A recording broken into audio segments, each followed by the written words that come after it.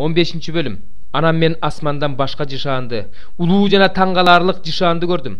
Akırkı 7 alamatты alıp жүрgön 7 perişte göründü. Bul alamattar menen Kudayдын kaarı basılat eken. Anan men ot menen aralaşkan aynektey bolgon dengizdi gördüm.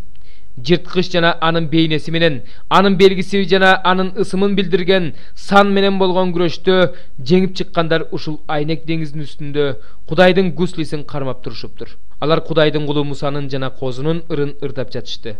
Бардыгын кармап туруучу Кудай Теңир, сенин иштериң улуу жана кереметтүү, элдердин падышасы, сенин жолдоруң туура жана адилеттүү.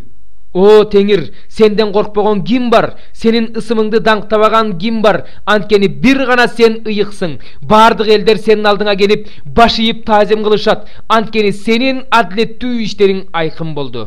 Андан кийин мен асмандагы ибадаткананын күбөлүк чатырынын ачылганын көрдүм. Ибадатканадан 7 аламатты алып жүргөн 7 периште чыкты. Алар зыгыр кездемеден тигилген, таза жана жаркыраган кийим кийип, көкүрөгүн алтын кур менен курчап алышыптыр. 4 тирүү жандыктын бири 7 периштеге түбөлүк жашоочу Кудайдын каары толтурулган 7 алтын чөйчөктү берди. Ошондо ибадаткана Кудайдын даңкы менен күчүнөн улам түтүнгө толду. 7 периштенин 7 аламаты бүткөнгө чейин ибадатканага эч ким кире алган жок.